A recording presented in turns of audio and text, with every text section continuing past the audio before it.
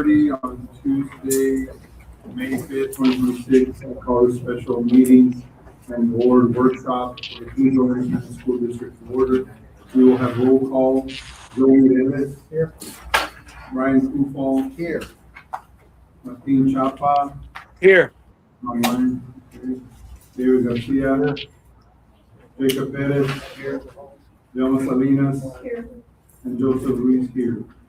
Let the record show that there is a quorum of board members present and that this meeting has been posted in accordance with Government Code Chapter 551, State of Texas Open Meetings Act. We move to a moment of silence followed by the Pledge of Allegiance and the Texas flag.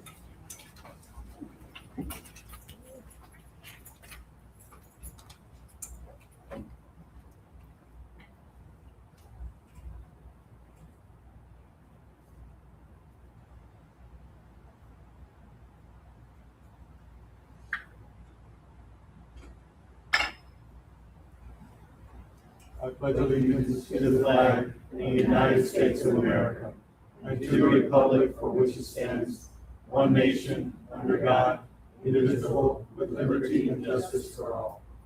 Honor the Texas flag. I pledge allegiance to thee, Texas, one state, under God, one indivisible.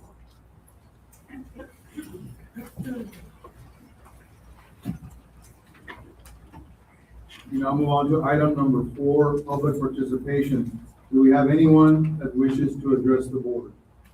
Yes, sir. Michelle Levman, and the topic is in reference to the agenda items.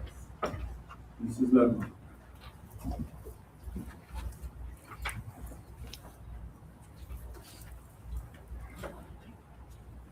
Good evening. Good evening, Board President, members of the board, Dr. Martinez, Dr. Walsh, and administration. My name is Michelle Lerma. Before I begin my comments, I want to place something clearly on the record. Today, May 5th, 2026, at approximately 3:40 p.m., I submitted an open records request to KISD. The request includes communication involving school-related topics, including but not limited to personnel decisions made within the district. I am also giving oral notice tonight to each school board member, Dr. Luz Martinez and Dr. Joseph Walsh, that all communication tied to KISD related matters must be preserved. This request has also been emailed to each of you with detailed information to your KISD emails. Mr. Kufal, Mr. Perez, and Mr. Reese, and Mr. Garcia, I still have hope for you because you know my heart through the years of confidential donations to this community that you have personally been a part of. Please understand that all of you are included in this request. This is not personal. It has become necessary. With that being said, I want to address why I'm here tonight. I am deeply disappointed by the announcement published on April 26, 2026, stating that the H.M. King High School principal had been placed on administrative leave pending an ongoing investigation. I understand that the district may need to make temporary leadership decisions. I understand that certain personnel matters are confidential. I am asking you tonight not to disclose private information, but I am asking that this board to consider public impact of how this was handled. That announcement reached news stations almost immediately. In my opinion, the timing, the tone, the public nature of that announcement created the appearance of a targeted attack and continued retaliation. When someone is placed on administrative leave pending an ongoing investigation, that should not become a public spectacle. That kind of announcement can damage a person's reputation before the process is complete, before the facts are known, and before any meaningful due process has occurred. Due process. And this happened with a real leader who truly cares about the well-being of our children. Was this decision made due to personal agendas? It really appears so. I do not say this lightly. I have personally seen what I believe is a pattern of retaliation and political behavior in this district. My company, Rogue Medical, donated through the Athletic Booster Club for the benefit of the children of KISD. Those donations should have been welcomed because they supported our students. Instead, I and the Booster Club were questioned in a way that, in my opinion, appeared to be part of an effort to target somebody else. I was not the intended target, but I became collateral damage. And because of how this situation was handled, this district has not received another penny from my company. Ultimately, that did not hurt the board members. It hurt the children of our district. Our children. That's what we are here for, is our children. The person who appeared to be the real target was an asset to our athletic department, someone who brought value, support, and energy to our students. And that person has now been pushed out by the actions and culture surrounding this board and administration. As school board members, your obligation is to serve the community and the children of this district. These positions are not meant to be used for personal agendas, retaliation, political payback, or protection of favored individuals. The public sees what's happening. We see when people are pushed out. We see when certain people appear to be protected. We see when new positions appear to be created and adjusted while other employees are placed on what the community views as a hit list. Tonight, you are going behind closed doors to discuss resignations, retirements, renewals, non-renewals, legal and personal matters. I understand the legal reasons for executive session, but behind closed doors should never mean beyond accountability. Before you take action tonight, I ask each of you to consider this. And I'm asking you from deep in my soul, because you are elected to be an advocate for our community, each and every one of you, for our children. Are these employees being evaluated fairly? Are these decisions based on documented performance and student needs, or are they based on politics, retaliation, and personal relationships? Are there other positions that these employees can fill that they can continue to be an asset to our district? Are good people being pushed out while others are protected? Are positions being created and preserved for certain individuals while other qualified employees are eliminated? Are you following due process? In a court of law, this is detrimental to outcomes. And most importantly, are your decisions helping our children, or are they helping adults settle scores? The children of KISD should not suffer because of retaliation, personal agendas, or board politics. This community deserves transparency, fairness, and leadership that puts students first. I am asking the board to set up. Is that 3 minutes? That's fine. Okay, all right. Well, Go ahead and finish your thought. okay, thank you. I am asking this board to stop the pattern, stop discouraging community members and businesses from supporting our students, stop running off people who are assets to the district, stop allowing decisions to be made in a way that causes public to lose trust, and please make sure every decision tonight that you guys make in that executive session is of fairness, facts, transparency, and the best interest of our children. Thank you all. Thank you, Ms. Ramos. Is there anyone else who wishes to address the board? No, sir. We now move on to item number 6A, discussion and possible action regarding the interlocal agreement between Kingsville Independent School District and Communities in Schools, contract for 26-27 school year. Dr. Luz Martinez.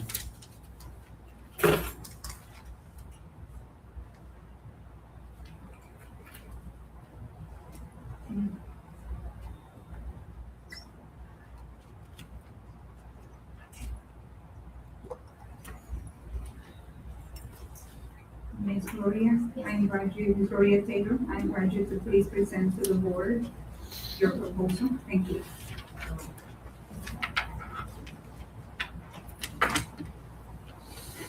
Good evening. Hello? I don't really need it, but It's on. is it on? He's talking to Fred, Justin. I'm so sorry. No, it's okay. Do I? Oh, your presentation, yes. I have a short presentation. Thank you. Oh, now it's ready. There you go. Thank you, Dr. Martinez, Chairman, Board of Trustees, and leadership of KISD. Reflecting on the past year, I feel a deep sense of pride in the spirit, resilience, and achievements of our students, families, and community. I'm excited to share the impact of our collective efforts. In this report, you will find details of the growth and accomplishments of CIS and our school communities during 24-25 school year, last year. We will also provide some sprinkles of what we have accomplished this year, although those numbers will not be validated by TEA until October. We all recognize that behind every statistic is a story. Each number represents a student, a family, and a community striving to overcome challenges that could have jeopardized their education and future aspirations. Together, we are addressing needs and removing the barriers to create safe, supportive environments where students can thrive. Over 31 years, we've been serving this community, so I'm going to just review our mission again. Communities in Schools provide students with a community of support, empowering them to stay in school and achieve in life. Communities in School has been a committed partner with Keensville ISD in its goal of lowering the dropout rates and increasing graduation rates. CIS currently serves 4 schools and 1 food pantry program here in KISD. All of our sites have 1 full-time staff member. CIS served 2,474 non-case managed students last year and case managed 376. Each day, students arrive at school carrying a multitude of challenges, concerns, and obstacles, often grappling with trauma that impacts their education journey. Our commitment is to stand alongside students, addressing the barriers they face, which may include poverty, hunger, stress, anxiety, resource limitations, and much more. We strive to provide the support and resources necessary to empower them, not only to succeed in school, but also to thrive in life. This slide depicts the demographics of the students we served in the intensive case managed program. So what we do is we're part of a national organization that ensures every student, regardless of who they are, their ability, their zip code, or social economic background, has what they need to realize their potential in school and beyond. How do we do it? We have 3 tiers in our model. The CIS model is focused on helping students remain engaged in their education and ultimately graduate from high school. We identify the specific needs of students who are at risk of dropping out of school. And once these needs are identified, we customize support for students and their families, offering individualized case managed service that often encourages students to fully engage in learning. We involve the community as part of this process. CIS carefully monitors student level data and tracks educational outcomes for the students we serve, and all of those outcomes gets uploaded to the Texas Education Agency database, and they validate our numbers.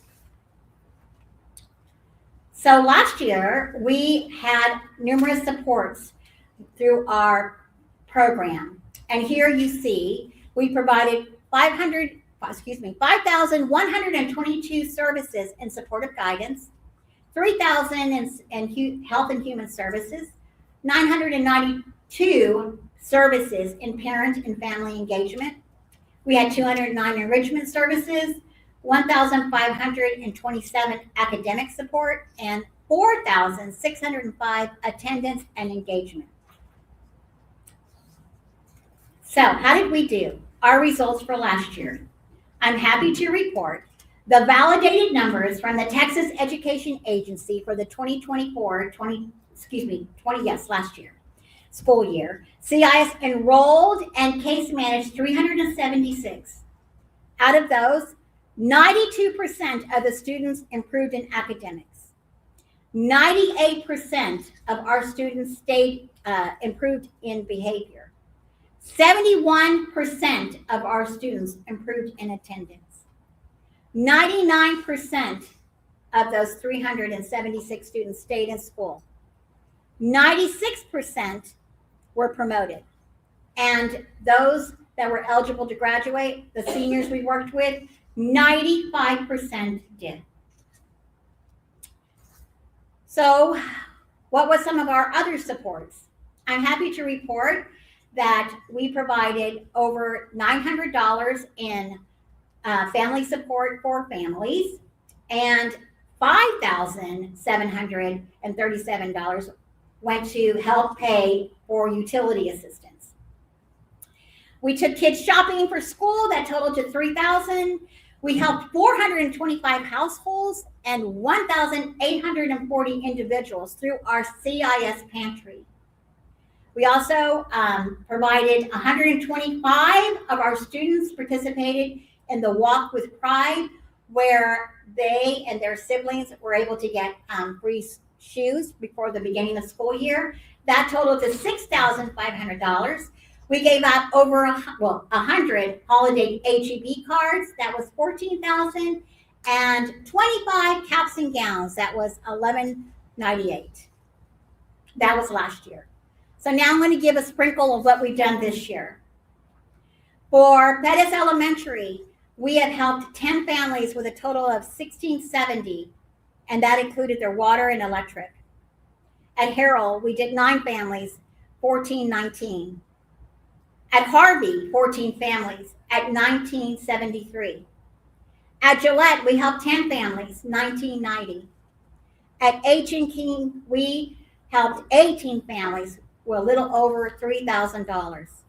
Total to date, $10,174 helping KISD family and students. We also have conducted 213 home visits, 1,800 parent phone calls communication, 184 weekend food packs, 620 clothing assistance, a little over 1,000 school supply assistance, 167 hygiene support, which totaled to $667. We have purchased this year's seniors, 25 of them are receiving their caps and gowns through CIS, which is a little over 1,000. School supply assistance totaling to 1,700, attendance incentives totaling to 3,750, and we gave each school a limit of $500 to go and get hoodies and winter coats so our kids could stay warm. Also, our Kingsville Living Legends Committee also awards each campus $1,500 in the spring and $1,500 in the fall, and they use that for what they need on the campuses, often going to do some celebrations, parent meetings, stuff like that. And we also pay for a full-time prevention educator through a grant that's no cost to the district. She's housed in Gillette, but provides services to both Gillette and H&King. So now our food pantry. This is a chart showing the months and the foods that we've been providing. Total to date, we have spent $4,900 in buying food and hygiene to stock our pantries for KISD families. We also pay for a part-time position that costs CIS, and this has outside of the KISD contract. We pay this on our own, $19,100 to run the pantry, but also when she is not running the pantry, she's been conducting attendance phone calls and home visits alongside the KISD parent liaison. Through our partnership with Driscoll Health Plan, we hosted 9 health presentations, and so this is an actual slide from the fall where parents came and then they go shopping afterwards. We have proudly provided 335 families with food boxes containing nutritious meal options as well as household necessity. And those families end up being 1,444 individuals that have received assistance. Some additional partnerships and support. We are very excited to be announcing that this year we have created a formal partnership with Del Mar, which we did this year and of course next year, increasing awareness of the Del Mar College dual enrollment programs, and also collaborate and foster creativity and innovation and connecting our K through 12 classrooms to community college experiences. We were very grateful through a foundation that continues to support CIS, and that gives KISD and neighboring school districts, we have a little golden pot that we use to pay for all of these family supports. And so we have been very appreciative to them. I'm not going to go through all of the little success stories because I know you guys have such a full agenda, and I want to leave room for any questions that you may have, but we have some great success stories. And I will be glad to give this to Sylvie, and you can send it to Dr. Martinez, Dr. Welch, and the Board of Trustees. And I think, yeah, we're going through the end. Yep. So we have one for Pettis, one for Gillette, and then in King High School.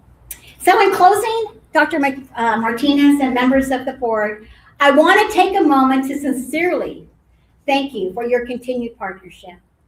The work we do together supports students and is meaningful, and we truly value the trust that you have placed in us. We understand that the upcoming year may look a little different as the district navigates financial challenges, but please know that even with these changes, our commitment has not wavered. It has only grown stronger. We are more dedicated than ever to giving our very best to the two campuses we hope that we will continue to serve. One hopefully being funded by KISD and one being solely funded by a grant that CIS has written. Our focus remains on showing up, supporting students, and ensuring that they have every opportunity to succeed. It's been a great 31 years, and we hope we can count on 32. I will entertain any questions. Thank you, Ms. Taylor, for everything that CIS does for our district. We appreciate Thank the you, sir. presentation. Thank you, sir. Do you have any questions from the board?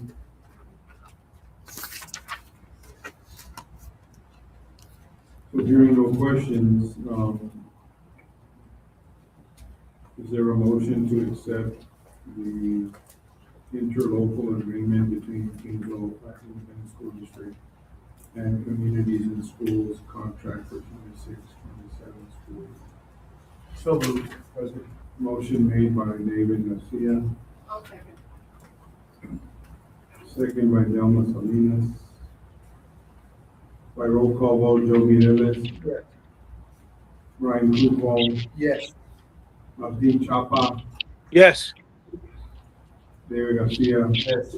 Jacob Perez. Yes. Delma Salinas, Yes. and Joseph Ruiz, yes. Motion carries 7-0. We now move back to superintendent update, item number 5, Dr. Luz Martinez. Good evening, board president, board members, and members of the public and staff. Testing has been completed here in Kingsville ISD as of last Friday. We had a total of 26 missing tests, which is pretty remarkable. Thank you to our students, our parents, our staff for really showing up. And I know our students were doing their best, and we look forward to the results. We will provide a report to the board as soon as we have the opportunity to receive the scores. Our internal team will calculate the unofficial results, and then we will present them to you. Results should be available for all high school EOC on June 10th, for grades 3 through 8 on June 16th, and start alternate 2 June 24th. Parents can view their own children's testing results on the TEA portal. We will put information on the website, but you can always call the school, the counselors, to get information on how to access your children's score. This Friday, May 8th, we have a wellness day, so I remind everyone that all district offices will be closed. There is no school for students, and I hope our employees have a relaxing and wonderful day. By the same token, this weekend we celebrate Happy Mother's Day, so to all the mothers, Happy Mother's Day to Ms. Salinas and all the board members' spouses. Attendance continues to be an issue in our district, so we continue to encourage our parents to please ensure that their children show up for school and are ready to tackle the day. And although we will be having many celebrations, student events, festivities till the end of the school year, which is Thursday, May 21st, we will have high quality instruction till their last day. So we will continue to ensure that our students work on their gaps and reinforce their learning. We have 11 days left in this school year. Can you believe it? 11 days. High school graduation will take place on the last day of school in the afternoon on Thursday, 21st of May. This is also, again, the last day of instruction, and students will be dismissed early, so parents, please plan ahead. We will dismiss students according to our regular schedule for early dismissal. We are excited for all our students, and I know there's a lot of celebrations going on during the month of May. So we look forward to seeing the community and the parents and the students in these celebrations. I also take this opportunity to congratulate the class of 2026, particularly the top 10 students and our 2026 valedictorian Sofia Rivera and our salutatorian Elizabeth Lovelady. We look forward to their amazing speeches during graduation. Lastly, we are in the process of planning for summer school. Very important, parents. Your children are invited to attend summer school. Please ensure they attend. Our goal is to help them reinforce areas of need as well as strengthen their readiness for the next grade level. And summer school will run from Monday, June 1st until June 19th, exactly 15 days of great intensive instruction from 8 a.m. to 2 p.m. That is my report for today. Thank you. Thank you, Dr. Martinez. Now, on to item 6B, discussion and possible action regarding purchases of over $50,000. Dr. Beard. Thank you. Which one is it? The large expenditures. I'll go back. Should be in the meeting. Actually, right there, purchase over $50,000. Oh, okay. I didn't see that. And then, let's see, that one right there. Okay.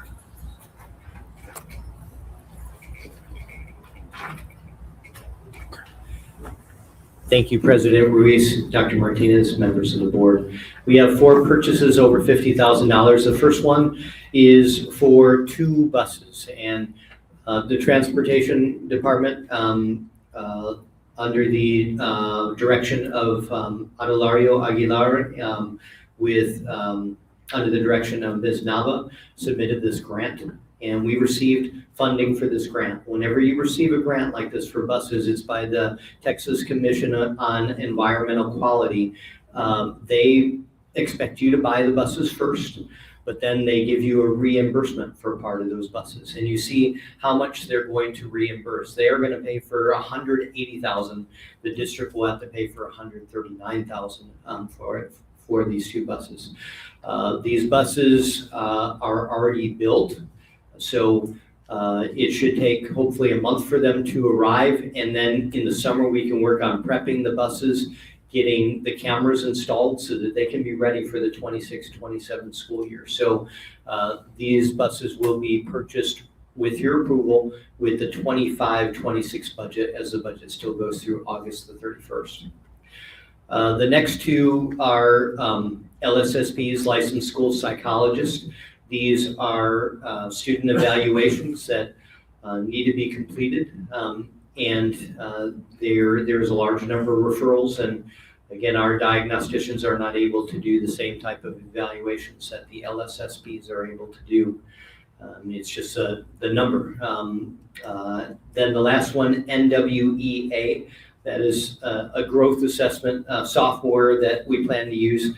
This is over 3 years, so it'll be a little bit over $17,000 per year, but over a 3-year period, it will exceed $50,000. So just full disclosure, if the board chooses to approve this, we will sign a 3-year agreement with NWEA. I'll take any questions that you have.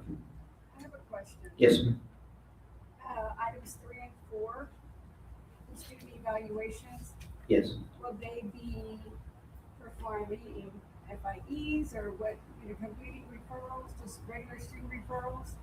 or LSSP, are they speech pathologists or what do they do?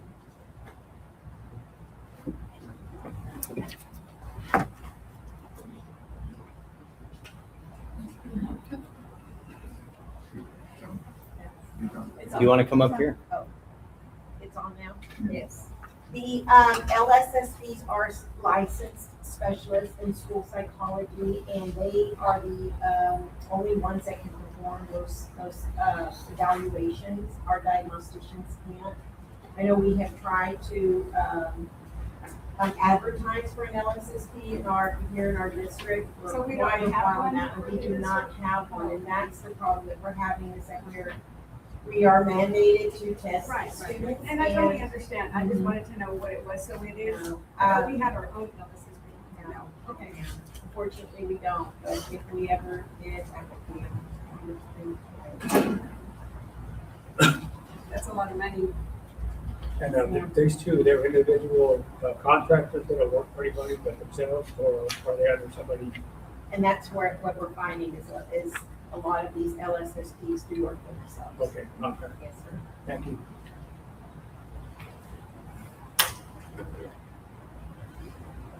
Is there any other questions from the board?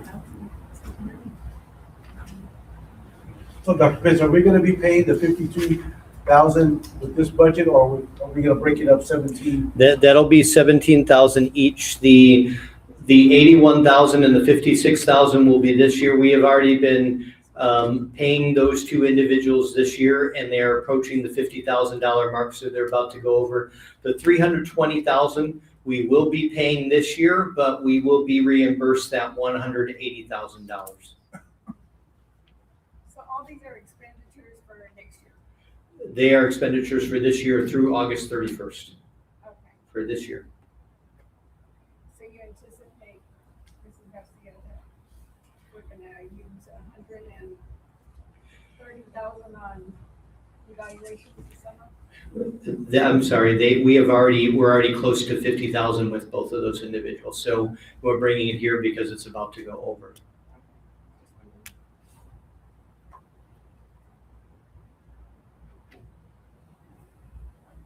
Any other questions from the board?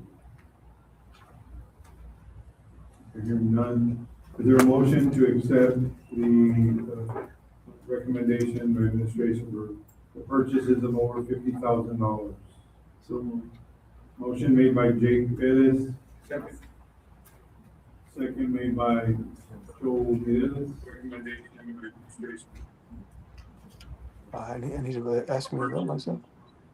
Okay, my roll call vote. Motion made by Jake Perez. Brian Kufal. Yes. Second made by Kusapa. I didn't hear calling Recommendation by administration.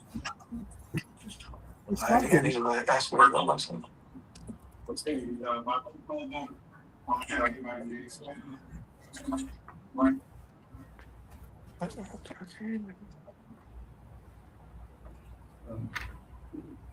Mr. Schauber, can you hear us? Your road. Kufal. Yes. Second made by Kusapa. Yes. We're mid motion, sir. Have you heard us make a motion second?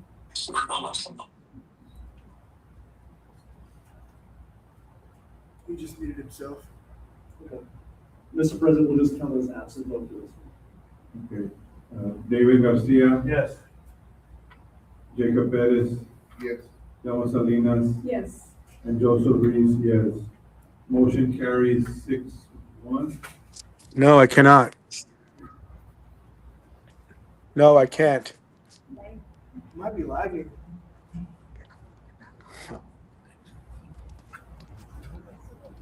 So the board will enter into closed session in accordance with Texas Open Meetings Act, Texas Government Code, Chapter 551071 and 551074, to deliberate and consider the following. Item 7A, consider and deliberate regarding the resignation, retirement of contract administrators. Item 7B, consider and deliberate regarding the resignation and retirement of contracted employees. Item 7C, consider and deliberate the proposed non-renewals of probationary term dual and non-certified professional contracts of teachers for 26-27 school year. Item 7D, consider and deliberate regarding the one-year renewal of probationary term and non-certified professional contract of teachers for 26-27 school year. Item 7E, consider and deliberate regarding the proposed non-renewals of term professional and non-certified professional contracts for positions of principals, directors, and coordinators for the 26-27 school year. And also, item 7F, consultation with legal counsel regarding legal and personnel matters. No action will be taken until we return to open session. We are entering the closed session at 6:06 p.m.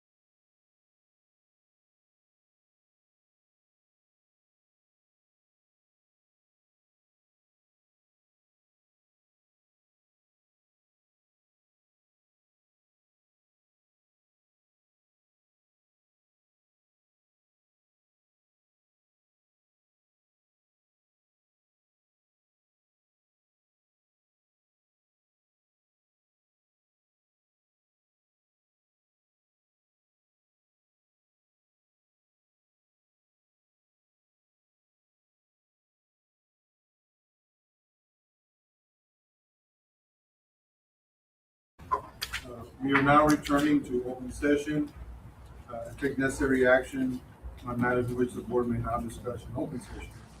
We are returning to open session at 7:58 PM.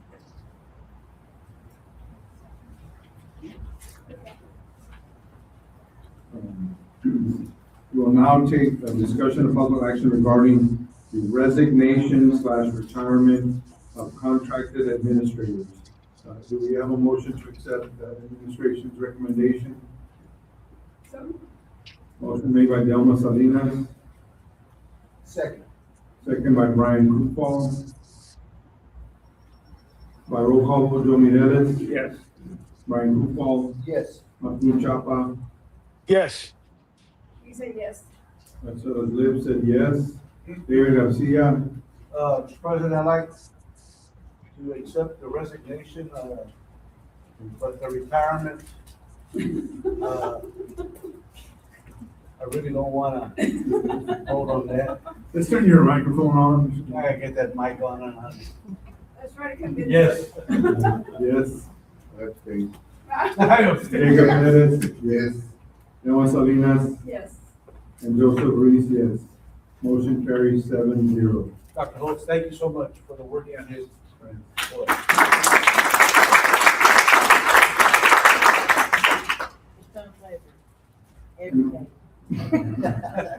And now from items 8B through F, there being no action, no action required.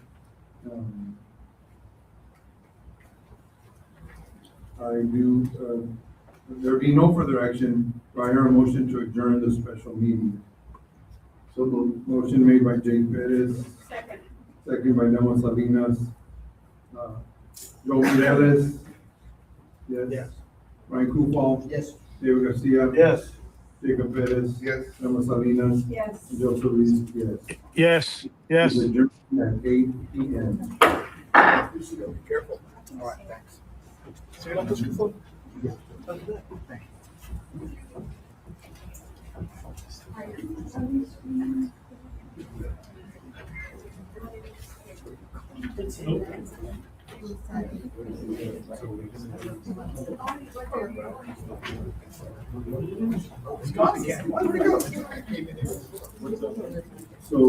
guess we'll now conduct the workshop. We're going to start with, 25, 26 fund balances. Thank you, President Reese, Dr. Martinez, members of the board. So we're beginning our budget process, and the budget will be approved the end of August. And today, the primary focus is going to be on compensation. Compensation, we won't vote on it today. We will bring in 2 weeks. Compensation is 80% of our budget, so that's why we are starting with that. But in order so that you have all the information and you can make the decisions with everything that surrounds the rest of the budget, I'm going to kind of give an overview of where we are and where we stand before we go ahead and get to the compensation. So we're going to start with our fund balances to review where we are with our fund balances. Could you please put that up there? It should be the first item. So we'll start with M&O. Our M&O fund balance currently, as of August 31st of this year, was $9.7 million. The board adopted a $4.2 million deficit. If that holds, we would end up with $5.46 million at the end of August. It is very hard to determine where we're going to be at the end of the year because of a couple of things. I can tell you what we're doing well. We're doing well with property and casualty insurance this year. We are doing well with large expenditures. We are doing well with reducing expenditures that department expenditures as well too. But what we do not know is what the end result is going to be of the property value protest. That's what we don't know. We will know in September. And that can be anywhere from $600,000 all the way to about $1.8 million. So right now, will we do better than $4.2 million deficit? Absolutely. How much? That depends really on the property value protest that we will not know until September.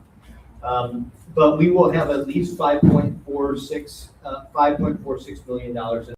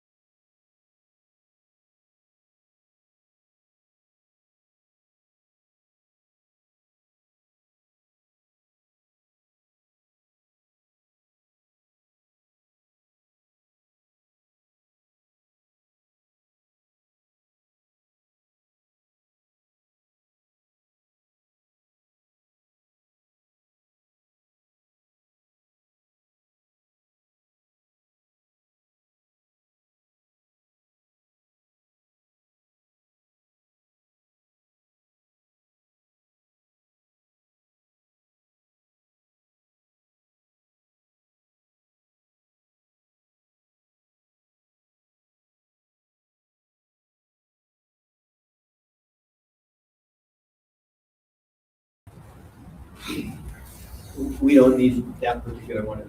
Hello, board. Good day to y'all. And number one, congrats on all the moves y'all been making to make our school district better. We appreciate it. We're behind y'all 100%. As for the health insurance, we went from a self-funded plan to a fully funded plan. We're saving like 1.6 million a year just by going with the the fully funded plan. And they're gonna guarantee that rate for 3 years. So you're gonna be able to have 1.6 million times 3, that's 8 carrier 1, 4.8 million extra that you wouldn't have had if we would have stayed self-funded. So just to lay that out. But we did have problems with MARPI and the healthcare and the health, highway health network.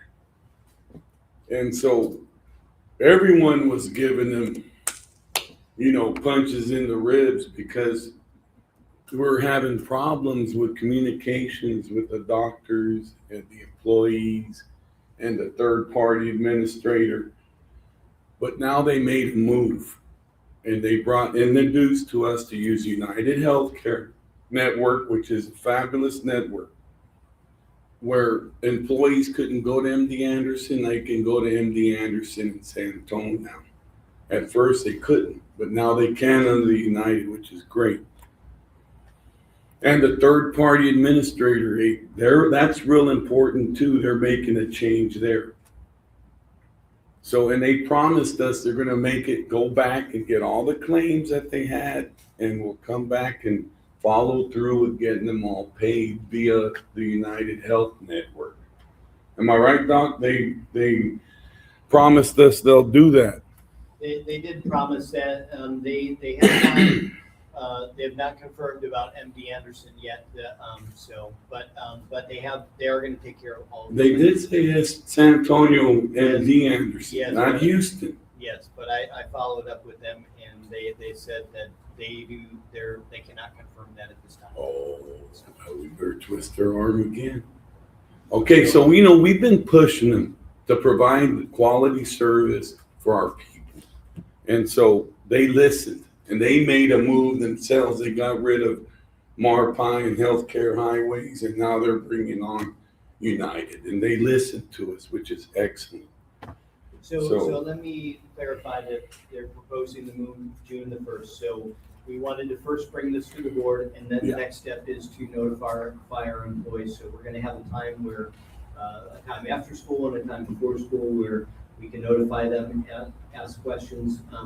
There should be no delay in services, but they are going to need new ID cards. So we're going to talk about that and make sure that they feel comforted and try to tell them that we believe this is a net positive for the district, because we believe that the third-party administrator will provide much better service to our employees, which was our lacking, and we believe that the network will be a stronger, more recognized network for our employees as well. So we've been trying to work hard, and again, thank you, Sandy, for all the work that you've done, because sometimes she's on the front lines, we believe that these changes will be for the benefit for our employees, because overall, you cannot argue with the savings in price. I mean, saving possibly up to $1.6 million a year, but at the same time, we want good service for our employees. We don't want them to have problems and issues. So we believe that these changes that we are providing will give much better service for our employees. Dr. Pitts, real quick, I mean, it's always good to save the money, don't get me wrong, but when we first started this plan, Mr. Esquivel offered his services from the staff for our people to call them. Have they done that when there's issues like this? Have we utilized them so they can intervene and make the process a little bit easier for our people? Do you want to Yeah. answer that, Mr. Escobar, what Yeah. you've been able to do? Well, when Sandy needs help, when her hands are full, she'll call us and we'll knock it out. Michelle got on it, she had problems. Called her, handled it, took care of her. There's been like 3 or 4 employees that we've helped out. Right. So we're there, and we're right there at the bank on the 3rd floor. All the employees can go there if they need help, or we can, we'll call them direct, right, Sandy? Sandy will send me the phone number. Hey, Phil, can you help these guys out? And we'll call them and we'll solve the problem, but we're there for y'all, utilize And us. there are a lot of things that you've helped with going to Yeah. the doctor's offices Yeah. locally as well. too. When I found Now, out, unfortunately, there's some things that really the insurance company needs to fix. It's on their side, like if it's with a medication or something like that, then that's something that the insurance company needs to fix. So, well, I heard that Jaron wasn't taking our employees, so when I heard that, I went over there the next morning and say, hey, what's the problem? I called Marpai Ben and talked to him directly, and I went over there to their office and I went to explain to her, and I said, look, I got the main guy here that owns the claims department. She's like, Phil, don't worry, I got it under control now. I found out what I did wrong. So it's like, okay. So everyone's welcome now, and yes, sir. I said, okay. I just wanted to make sure that our people could go there. You know what I mean? See what was the problem. We also do include Mr. Escobar in the correspondences. Oh, and yeah. So that he's aware of what issues Yeah. we have and whether or not. Can you come to the Sandy, right, can you please? come over here? Sure.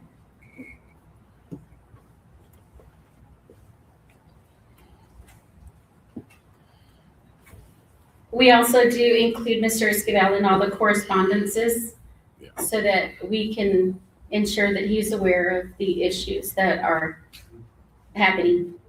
And then we tag team, we had an issue with Cassandra and he went there the next day, and then with Miss Bryant too, Dr. Bryant. So he went. Take care of them. When big situations like that affect our people, I'll be there. So we're there with you. And and we're getting them to work on that global RX too.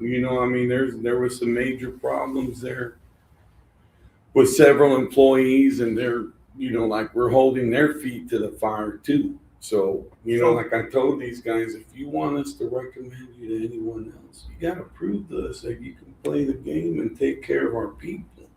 And I think that's why they went out to get another network. So, still gonna stay the same price for us for the next 2 years if we go into United? Yeah. yes, if the board decides to do that, yes, it will. Stays the It will same. stay the same. We have a contract with them, and the contract is a 1-year contract with the option for 2 1-year renewals at the same rate. Can't beat that.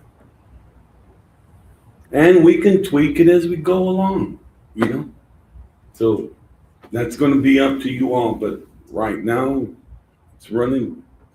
Well, it's not running as good as we want, but I think once United's in place and the third-party administrator, we're going to be all right. Thank you. I have a concern. I'm a little confused.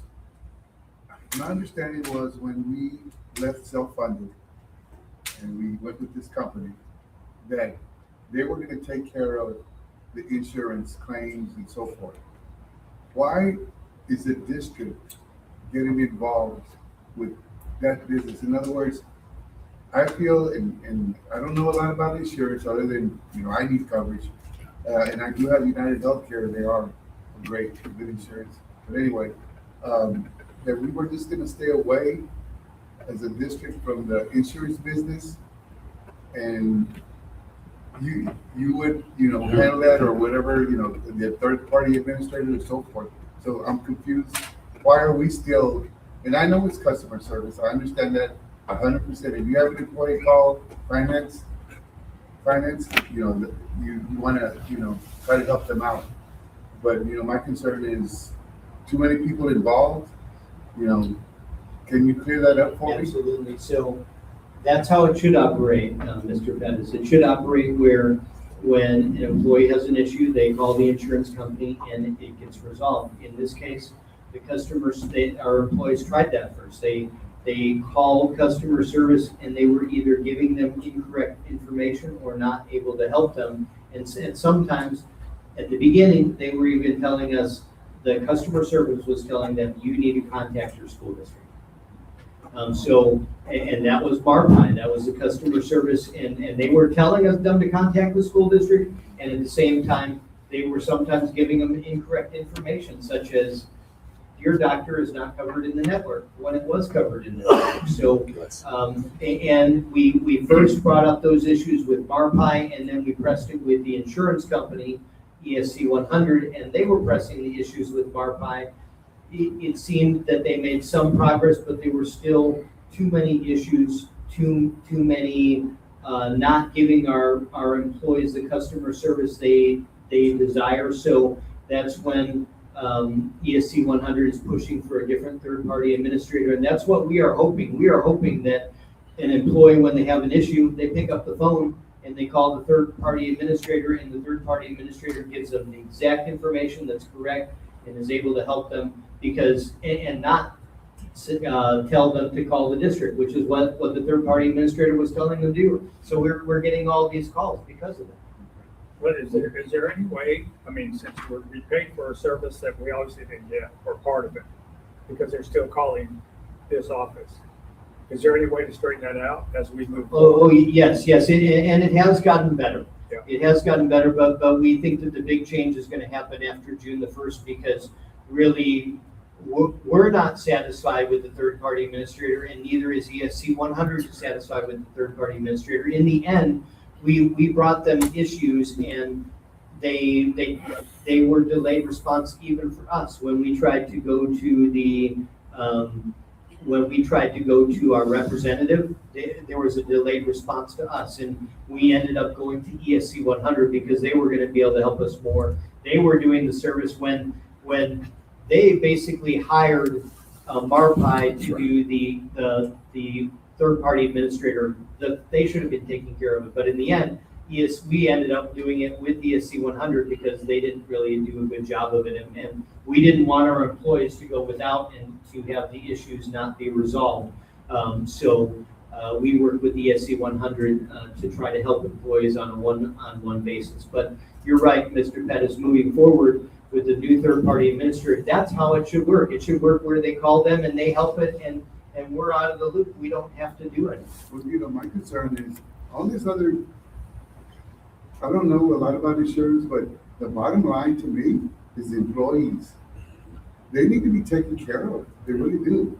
And I know, and I'm not saying you're not doing this. That's just my concern, and I've had calls about the insurance and what's, some of these issues. That's my concern, because if we don't have good insurance, we're not gonna attract good individuals in this district. They're gonna say, well, the insurance plans over there in CASD, they're not very good, and that's a big part, it's a big part of it. So it's the employee that I'm concerned about. Yeah, we save some money as a district, but I don't wanna do it at the cost of our employees. So moving forward though, I guess we just nip it in the bud. Either you're gonna do it or you're not. I mean, that if we're not into another year of renewing, because we don't have to pay for something we're not getting. Yeah. And we have all these calls. I'm getting a ton of calls on the insurance. So my thing is, I want a happy staff, happy group of people here in KISD, and just, what, if we're not under a contract with C later, we gotta do something. And quit making all these calls, tying y'all up, and taking you from your work. That's a big problem for me, because then your man out, then you're up here on weekends. So, they either fix it or we need to fix it. Well, this is a big change for sure, and we hope that this is the fix. And if it is not the fix, then again, the board does not have to renew them. We have a contract with them till December the 31st, and it's basically either they fix it or. If we get those people here to look at us on what so we can ask them questions. I don't want to work through emails. I don't want to work through, online stuff. I want to see these people and I want to talk to these people. I want to look at them and ask those questions. So get their rear ends here so we can ask us our questions. But can we save that money if we go somewhere else? So that's a question. So we went out for bids before, and when we went out for bids, so we're looking at 2.4 million. There were no other bids that were really much lower than 4 million is the issue. So the chances are probably not because health insurance keeps rising every year.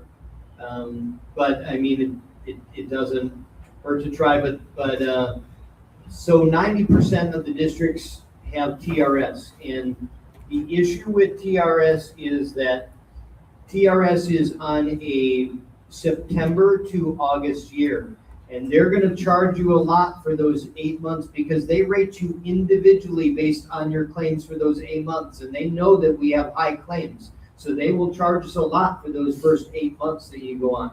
Then we will be probably in a much better place.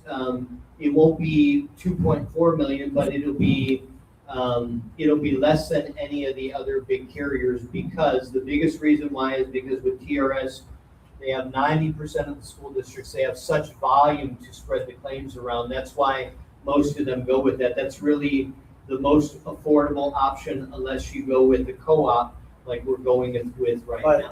TRS, if we put all that money into, at the end we don't use it, do we get it back? No, you don't get That's that the problem. back with any district, but again, Well, this is the thing, Dr. Pitts, yes, sir. we've got, Ms. Galindo, I don't mean to put you in the spot or anything, but you do a pretty good job for us. Thank you. It's a job, it's a position. Okay, we've got to make calls, we got to stay late. That's what we get paid for.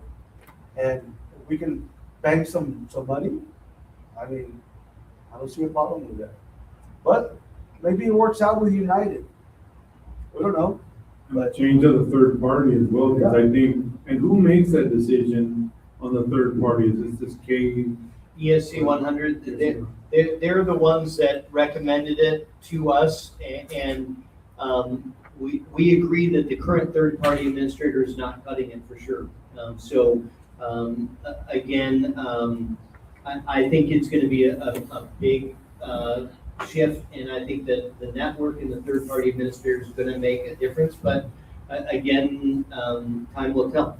But so if they can't come here, like Mr. Ellis mentioned, then I think they need to put on notice, like, this is, you got 2 strikes, you're coming in, this is what you're promising, so, it's time to put up or you're gone. Yeah. But in reality, we got Phil here. That's right. Yeah. He's representing. Yeah, and let me tell you, we put the pressure on them. Yeah. When we saw it wasn't working, and the doctor or superintendent had 2 meetings about, hey, what's going on? We let them know, hey, you got problems here. You gotta resolve this stuff. And if you don't resolve this stuff, we ain't gonna use you on next year. And the thing is, they know that if they don't resolve it, they're gonna have a bad name for themselves throughout the whole South Texas area. Because they're gonna call us and want a reference. How did they perform? And so we're putting them under the gun to perform. And this is why they made such a drastic, I've never seen this before, where they change 3 months into the year with a new network and a new third-party administrator. They listened to us and they made the move. And we got the United Healthcare Network at no extra cost. And that's what we're depending on you guys. You guys Yeah, are well, that's experts. what we're doing, man. We're going to bat. I'm gonna vote depending on what you, as an administration, recommend. Yeah, Because you're the I hear experts. you. If they were to come in here and start talking to us, I don't know what kind of questions to ask them. Right. You guys do. That's right. And that's what we're doing. We're trying to tweak it to be a fine-tuned machine, and that's the way. It's the first 3 months. So we expect this stuff to happen. But- Anytime somebody buys a brand new car and it's the first year that vehicle's been made, you're gonna have problems. And then they find the problem and You they tweak fix it it. for the next model that comes out. That's it. I'm Just looking at bear the money. with us. I'm We're looking at the getting money there. we're saving at the end. We're getting there. You know? It's getting tweaked to where it's gonna work out. Sandy, go ahead. Sandy. Yes, Castaneda Quick Care called super early this morning. They did call me. They were Peter Mormon. He's the ESC 100 rep. Did reach out to them, letting them know that we were going to propose and with board approval, or that we would change over to United Healthcare. 90% of our employees see Castaneda Quick Care. It's very, very important. That's the most important one here in Kingsville because employees can come in and out. And so I heard from the Castaneda, and then I heard from the employee this morning, and they're very excited about the change because it's going to be a big factor. You know, and employees are beginning. It is a process, self-funded to fully funded. They're two different worlds. But one of the things that we also were able to negotiate through the push and the shove about what they were not doing, and you know, using words as unacceptable, they also agreed to have the injectables in as part as the copay. So that's a $45 cost savings for every employee. So like myself, I would go to the doctor, I would pay $60, $70. Now it's only going to be $15. So the employee is going to see a return also in their paycheck when they go and get, like I get 2 injections. If I'm going to go to the doctor, I'm going to get a shot. So that's 2 injections, that's $45. So they're also going to see a better network, and they're also going to see money in their own pocket by not having to pay for injections when they go to the doctor. Thank you. Okay. Just don't get me wrong, I do appreciate what y'all are doing. You got It it. looks like there's changes coming around for the betterment, and, you know, that's great. We're trying to get it tweaked to where it's fine tuned and people feel a lot. And here's the other thing, we're committed, my group and Dr. Pitts and Peter Mormon and their group are committed to go give the workshops to the employees. Yeah. So if they have any questions, how to operate their program, we can help them right there and then. So- I'm totally agree with, Mr. Gutierrez. Bring them over here, come talk to Yeah. us. You know what, we'll do that. Yeah. We'll get him to come next meeting, Doc, get Mormon over here and he'll come. He'll come. And maybe you can introduce the new network and the new third-party administrator. That way you can feel comfortable with them. So we'll get him here. Thank you. Yes, sir. Thank you, sir. Phil. Please, thank you for that. Yes, sir.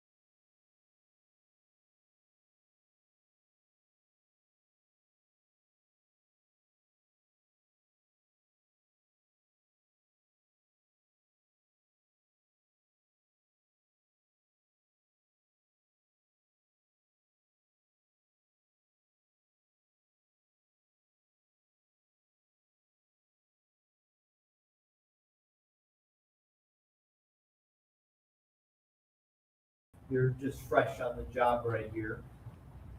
So this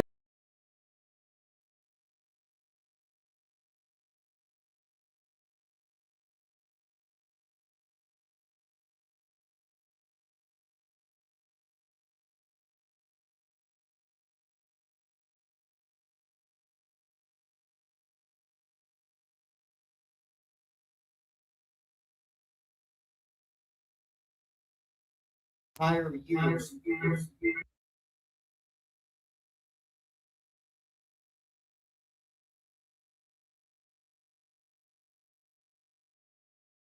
You see that at 0 years, we are $450 below market value. At 5 years, we're actually $50 above market value. And then we're below at 10, 15, and 20 years. And that's why they are recommending adding additional adjustments at those years so that we can be competitive at market value.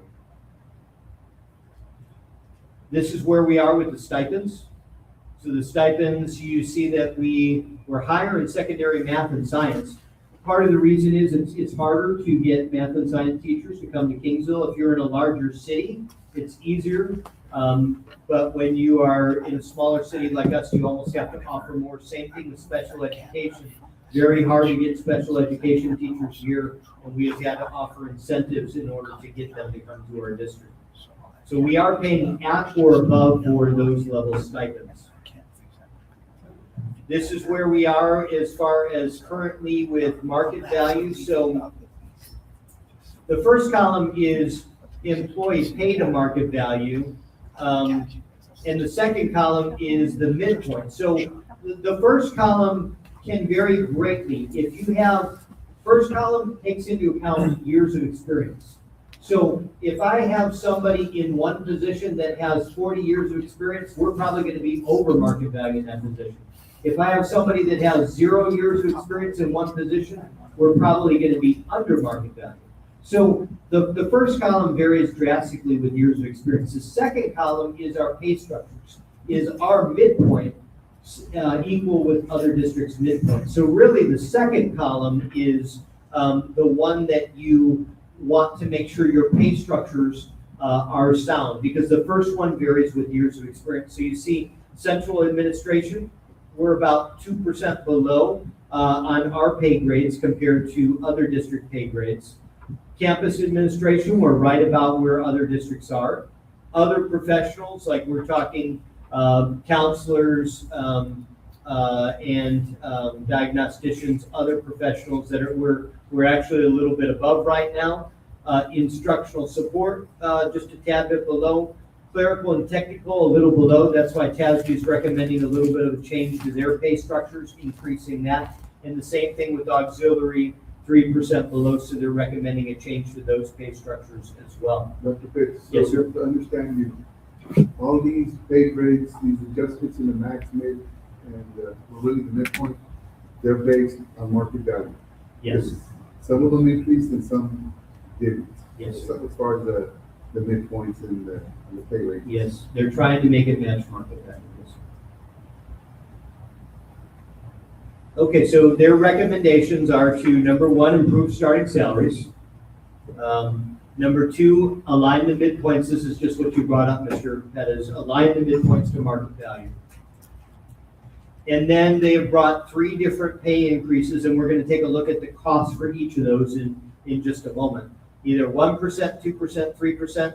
And again, same thing for teachers. The teachers normally follow. They recommend if you give 2% to everybody else, then you give 2% to teachers to go ahead and match that. That's why there are 3 teacher pay scales right there to match what the board might choose to do. So teacher pay scales, you adopt the scale, and the other ones, you adopt an actual percentage.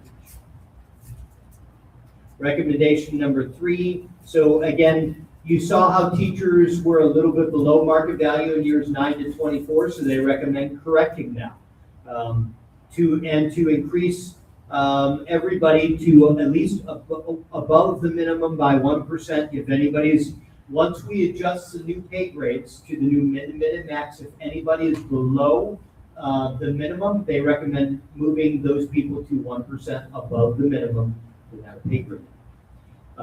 Strategic adjustments and placement scale adjustments to align people to market value. Upgrade adjustments, there were a couple of positions they recommended moving to another pay grade. And then additional days adjustments. So some of the pay plans included less days than other districts. So they recommended increasing the number of days to match what other districts have. But when you increase the number of days, then you also increase additional pay because they are working more days. So this is the cost of the three models. If the board chooses a 1% model, look at the bottom right-hand corner.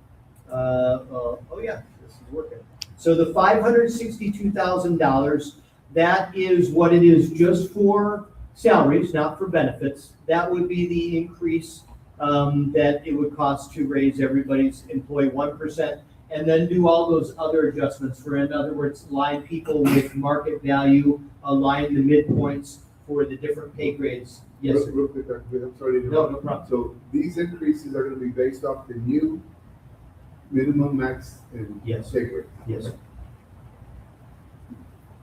So that's 1%, that's 2%, 771,000, and I've got a slide that compares all three together in just a minute.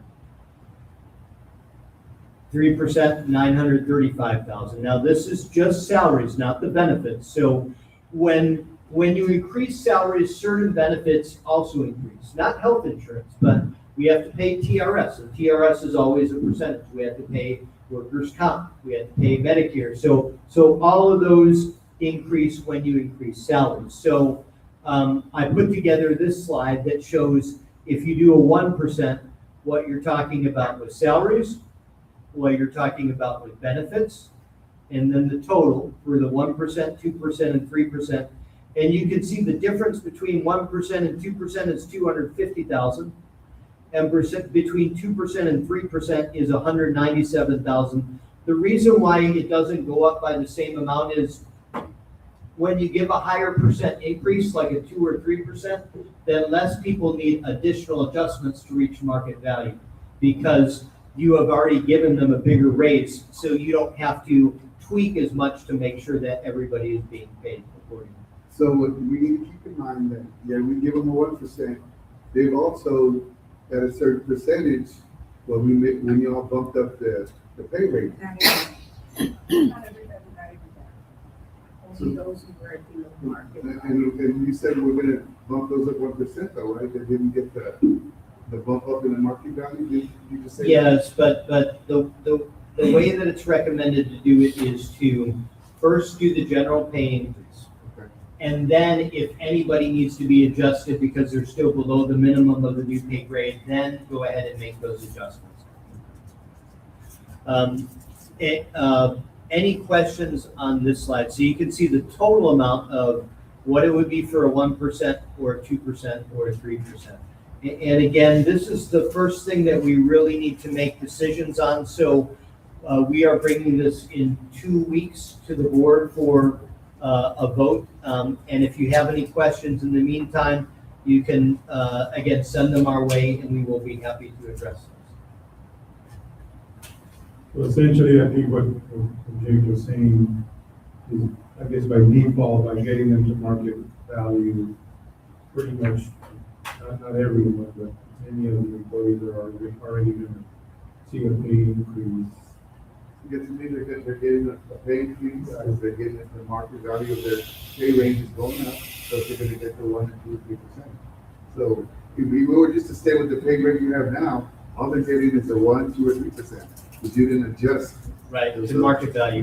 There's some districts that'll do a 2% adjustment in each pay grade on the minimum, mid, and max, and then give an additional 2 or 3%, which, to me is, a lot of districts do that too, but they're getting an increase based on the market value, and then plus whatever the board decides on the percentage you give them.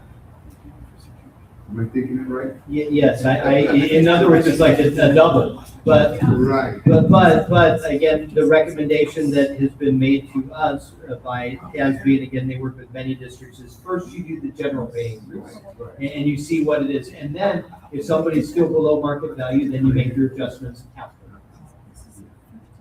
But Tasby's just as adjustment. That's true, that's true. We can do what we want, or the board can do what they want. We're doing your recommendation. Okay, but we just want to give you the information so that you can make an informed decision.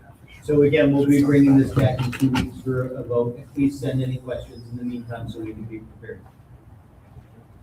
Okay, so we only have one more, well, we have two other items tonight. The next one is the stipends. Could you bring up the next item? So we are only bringing and voting in 2 weeks on the academic stipends. We are not voting on the athletic stipends.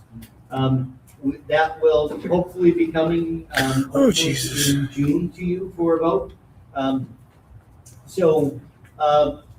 The legend or the key right here.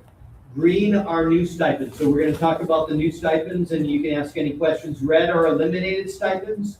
And blue is where we are changing the amount of the stipend. So we're going to start at the top. Academic tutoring core. So we are proposing a tutoring stipend that is aligned with the teachers will be incentivized to tutor a certain number of days a year. And it's probably going to be somewhere around 16 to 17. We're going to make it to where it is very close to what we currently provide per hour for tutoring to make sure it matches that. But they would get that stipend contingent upon doing all the tutoring sessions. If they don't do all the tutoring sessions, it would be prorated based on the tutoring sessions that they would do. Hopefully, this will incentivize our teachers to work with the students that need additional assistance. And again, it is optional. It is something that they can choose. They can choose, this is in core areas, they can choose if they want to tutor or a stipend in math, science, social studies, or ELAR. They can choose to get that stipend and work with the kids after school. But again, yes, ma'am.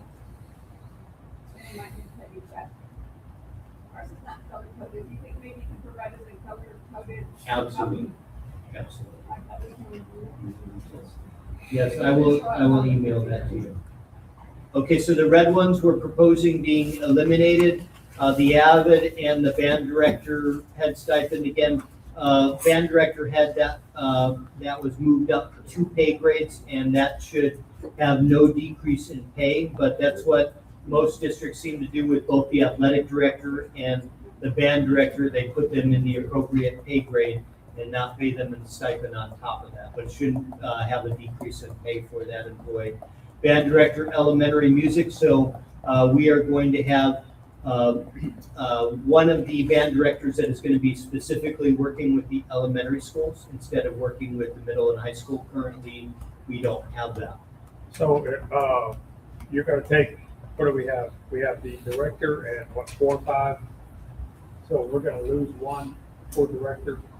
So what's that gonna do, like through the jazz bands and, jazz 1, 2, and 3, all the extras that go after school in the morning, but are we gonna be losing programs there too? Because they're kind of stretched right now as it is. So what are we gonna sacrifice by taking one guy out? So there will be no loss of service to the band. Currently, as it stands, if you look at the master schedule, they have actually a lot of vacancies. So what will happen is we will be more effective and efficient, and also we'll help build the program. That is one of the biggest pieces, is not only does moving music to the elementary levels, research shows that it does improve things like math and science, but it's going to actually help us create a program so that we will have more kids that will participate in the music and choir as they get into high school. And when we introduce them to music and choir at the elementary level, we can continue to grow them back into the middle school and get our program back up to where it used to be. Currently, we have less than 120 kids total in our, actually it's less than that, less than about 100 kids, I think, in that total reading program. So we have to grow the program. Is that the total band from 7 to 12? No, it's high school. High school. This is high You school. gotta consider the middle school too. Well, no, that's what I'm saying, we want to grow the program, so middle school, from elementary to middle school, so by introducing them early, we'll increase the middle school, and because of that additional time that they're learning, we'll have, my goal is to have more first years when they get to high school. So, Quick question, maybe Mr. Productor. To teach music at the elementary level, what type of certification do you need? You could just start EC through 6, couldn't they teach music at the elementary? I know that's not ideal, but they're able to do that, right? theoretically, yes. Okay. Well, I know it's not ideal, but you want somebody with a background. I think that's one of the big things that we're looking at as we create the master schedule and look at what we're doing instructionally, is making sure that we get the highest quality, best prepared for the positions. So that's why we were looking at music certified teachers. Thank you. Dr. Holt, if you can talk about in the past, you have already had conversations with Mr. Mendez about the staffing ratios for the band and the decisions that were pending regarding that. Right, for the last 2 years, we've been actually overstaffed by 2 personnel. And so we've talked about attrition, and then this came up over the last couple of years also. We have redesigned fine arts twice. Once going from teachers to aides, and then now back to teachers. We even purchased a program for art and music, which could be, it's very good for them to be delivered easily by someone. But we weren't that successful using aides, so it went back to teachers. So we're thinking that with this move, it also helps, it still keeps, even though there'll be a director for elementary, it still keeps them into being able to work with jazz, mariachi, symphony.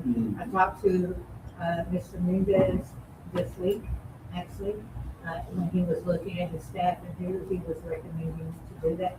And something that has experience with that, but he's not following it yet.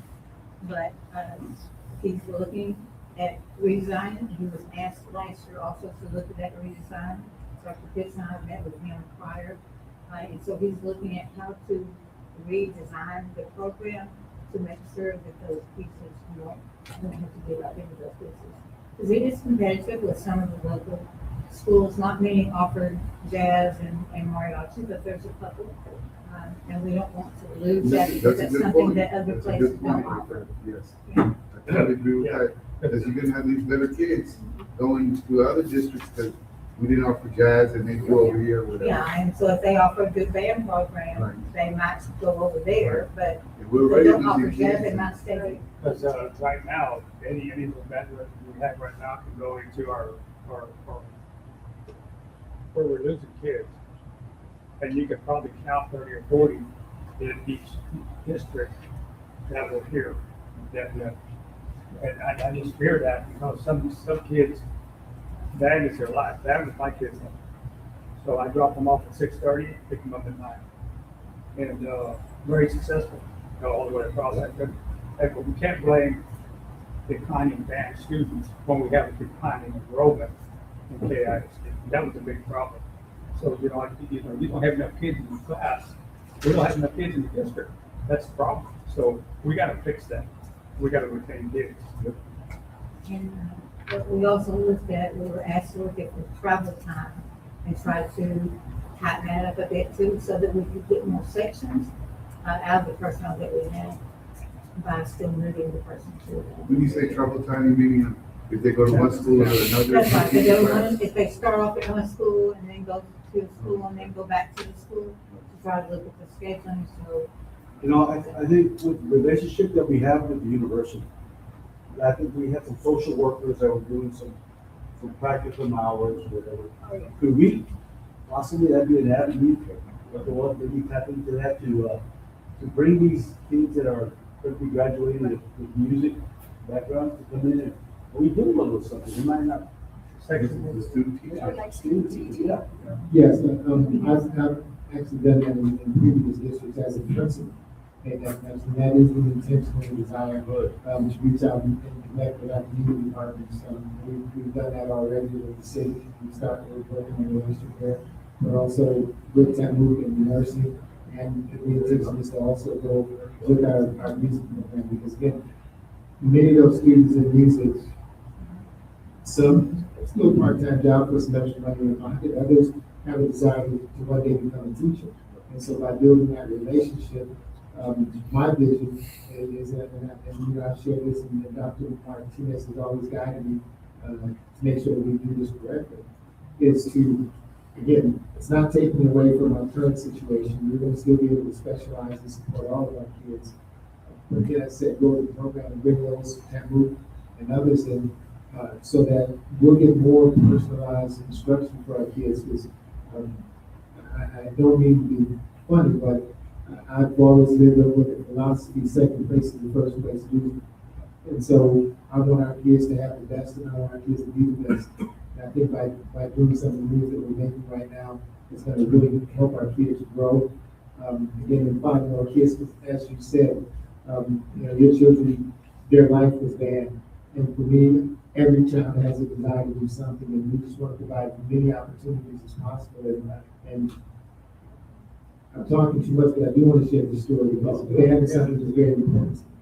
When my parents divorced, when I was in the third grade, we started music at Area Valley in Niagara Falls, New York. I'll never forget, my mother could not afford $50 violin rental fee. And I wanted to play violin, and I didn't, and I never played an instrument a day in my life since then. But I'm a 56-year-old man and still remember that. And I want to make sure that our kids never have to suffer through that. They want to play, I want to provide opportunities for them, anything they want to do. So we're looking to maximize our efficiencies and also provide opportunities at a very young age so that we can really help our kids grow and be the best and explore all our avenues and opportunities as a future. Will the master, I know y'all still working on it, but will the master allow for like the honor band, concert band, jazz band type thing? Will that be were they built into the master? Yes. Yeah. As I said, there were some opportunities within the master schedule that we could still effectively service our kids without really, without removing anything, but be more efficient and take the FTE and reallocate it so that again, we can get those kids a lot earlier and help grow the program. And just for your information, when we talk about the master schedule and the travel time, it's things like, for example, if I teach periods 1 and 2 at the middle school, and I have to teach a class at the high school, I was perhaps given a whole period to travel from the middle school to the high school. Well, we know it doesn't take 45 minutes, right, to go from one place to another. So what we're trying to do is, since we had additional personnel at the high school, they get the class started with the students while this coach or band director travels from the middle school to the high school, and the kids are already working by the time they get there. So there's no wasted time, and we don't have to have an off period in between. So those are the kinds of things, for example, that we're talking about. How can we maximize the team that we have to maximize their time as well? So that's just one example that we are talking about with the master schedule. So moving on to the next recommended revision, back to that spreadsheet. So the next one is car allowance. The blue, we're recommending decreasing that from $325 to $250. Can you make it just one more bigger, please? One more. Okay, perfect.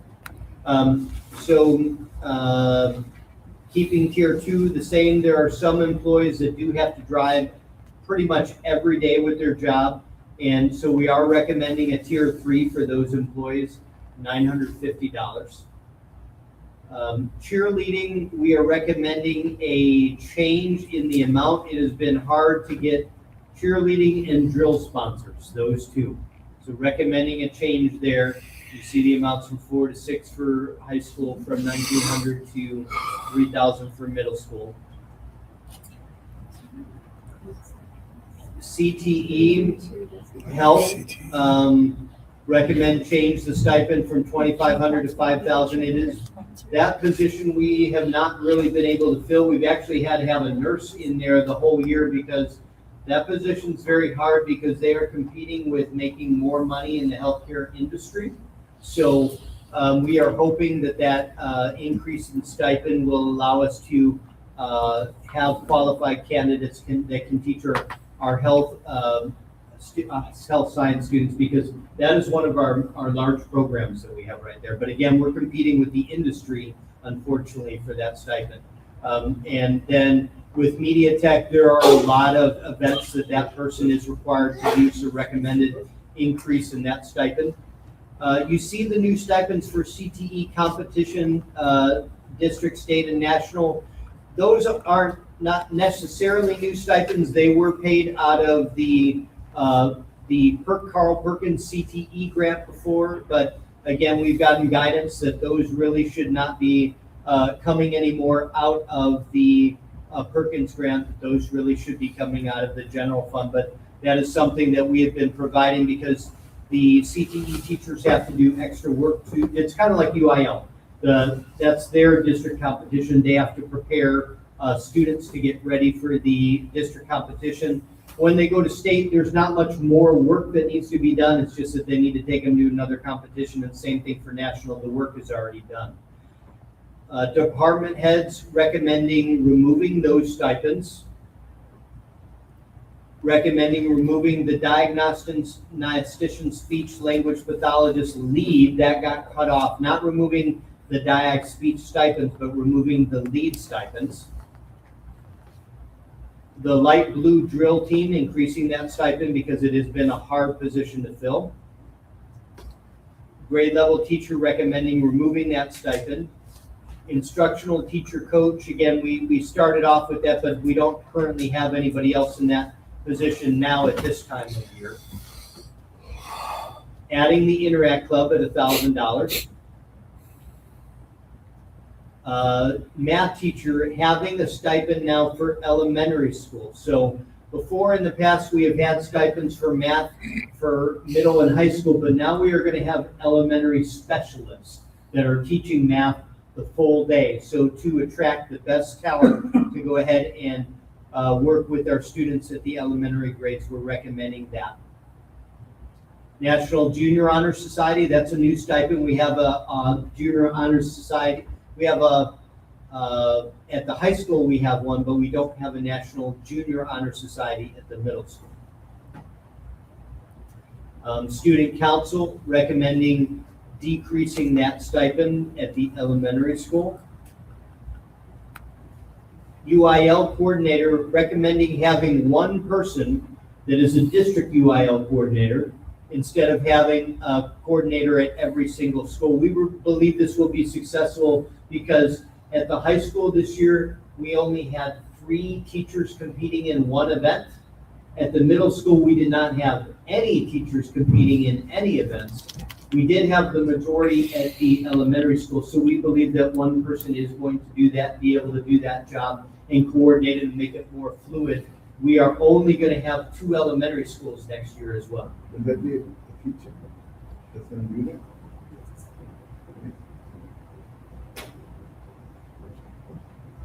Okay, and then recommending decreasing the UIL event stipend at the elementary school. Any questions? I'm sorry, recommending decreasing the UIL events. These probably should have all been blue at all levels to $500. When we looked at the number of hours that they were spending for UIL, they were getting paid more per hour for doing UIL sports than they were for tutoring. and we don't want to incentivize UIL more than we do tutoring. So that's why you see the UIL stipends now $500, matching the tutoring stipends $500, instead of being more than what they would get for actually tutoring our students. You see at the bottom the cost for that last year. The approved stipends were $614,325. This year, if the board votes on and approves the recommendations, it will only be $583,550. I'll take any questions now, but you can also send questions if you want to as well next week. And we'll be happy to field those if you want to. Real quick, Yes, sir. and we all want to go home. How would we develop? Do you get input from teachers, department staff, or is it just, I'm not saying it's just you, I know it's not you, but how are they developed? Because there's so many here. Right. How do we know what we are? So our whole team came together and we have been meeting, I don't know, continuously for the last 5 or 6 weeks. And based on what we are seeing that is happening in the schools and prioritizing the areas that we're focusing on, or some areas where we have had more challenges in recruiting people for those positions. But this has been an ongoing discussion that we have had for multiple weeks. Yeah, that's a lot of work. Yeah. Didn't know how much they should get, Yes. depending on the workload and so. Yes. And the same thing with the pay plans. We've been meeting on the pay plans for many weeks as well too. And if you do have questions on those, again, we'll make sure that you guys have them so that you. I'm done for tonight. You're done for tonight, okay. So we only have one more item for tonight, and that's a quick one. So we are posting in the paper a request for qualifications for energy performance. And that is going out in the paper Thursday.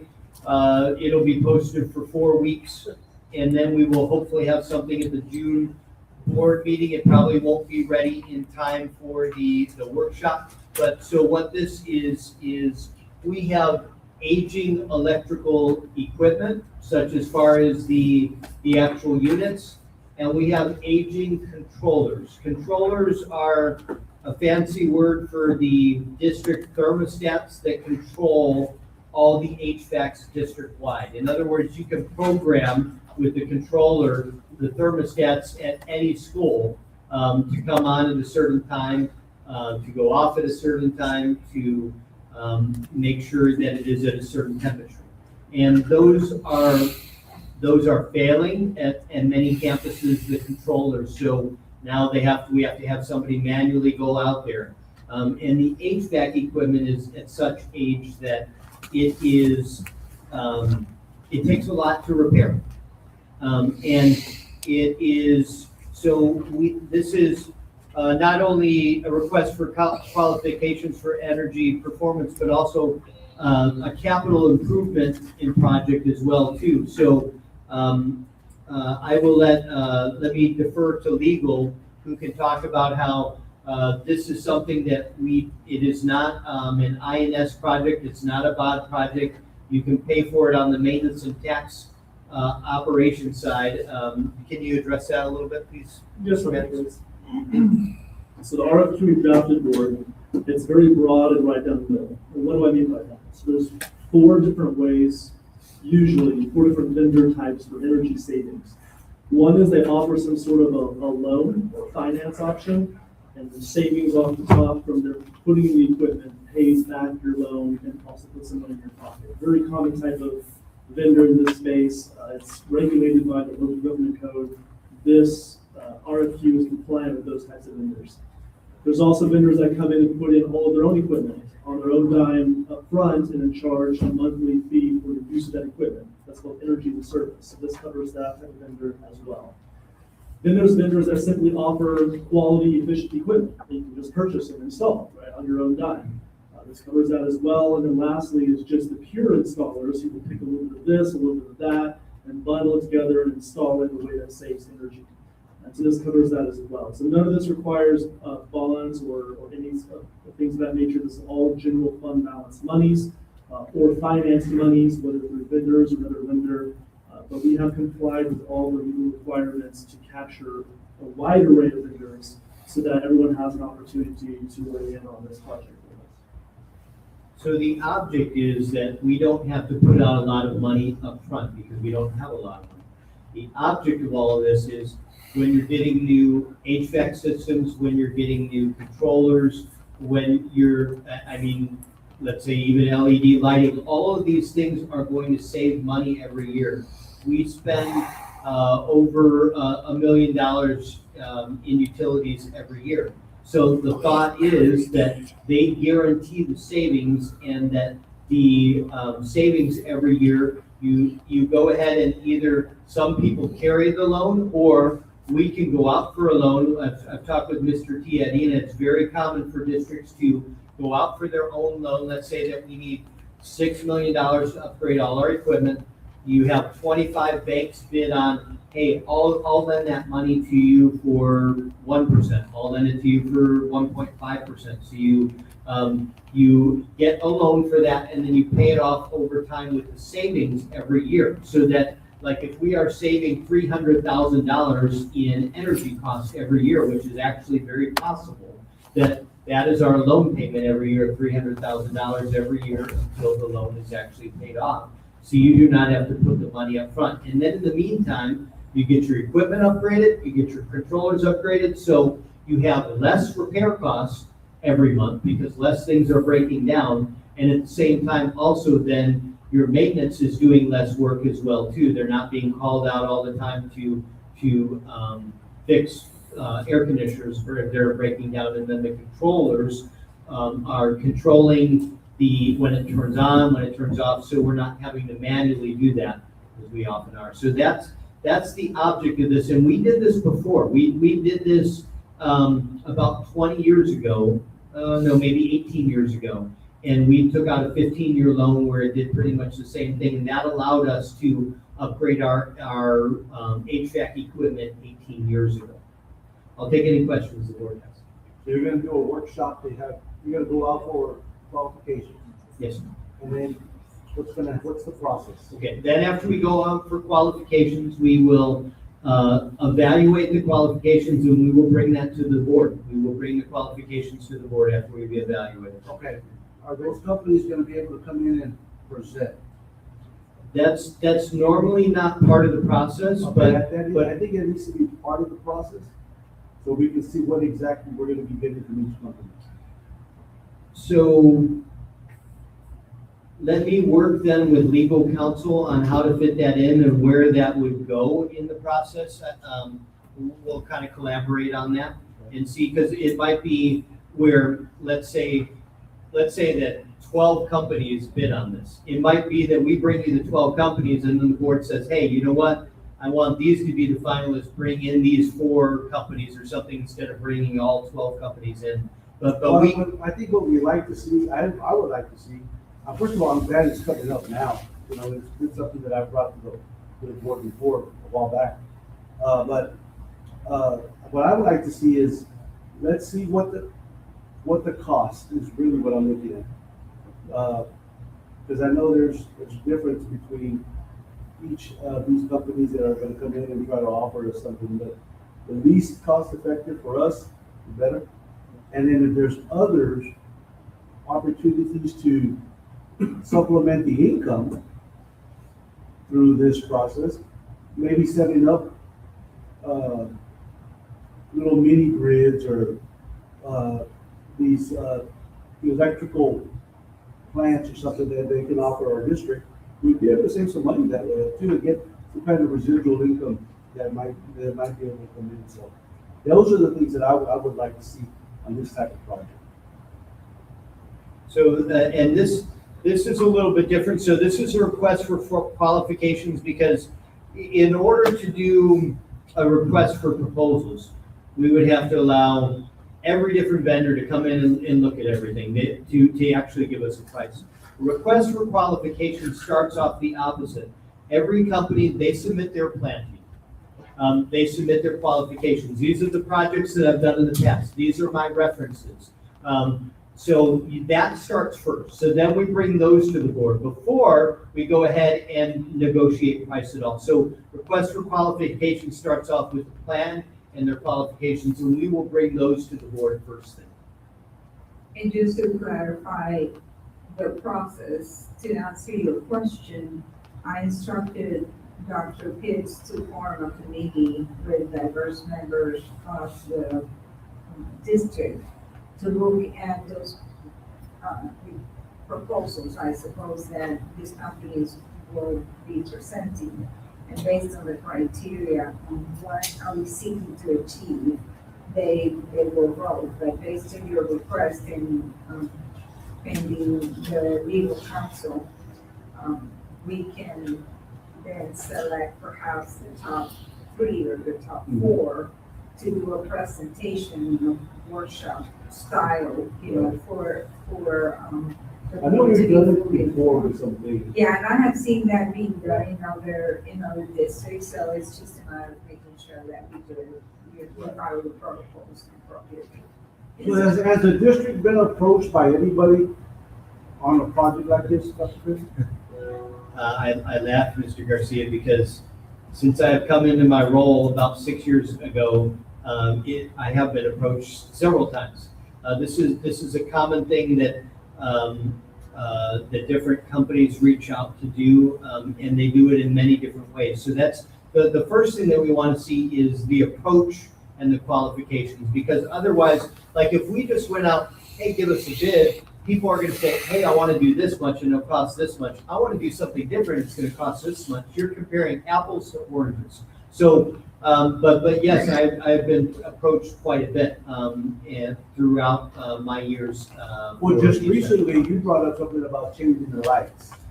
That's another thing that's been brought up too, yes. Well, we didn't compare. Just brought somebody and says, hey, I'm gonna save so much money on lights. No, we can't be doing that anymore. All right? If we're gonna be frugal, okay, let's do it right. Let's give everybody an opportunity, okay? Because that's what we're doing, we're putting it out there, Not and just all bad as plans having are nothing gonna out. be brought to the board. Any other questions? Thank you, Doctor. Yes, sir. This concludes the agenda. Thank you, everybody. Thank you, everyone. I don't know about this.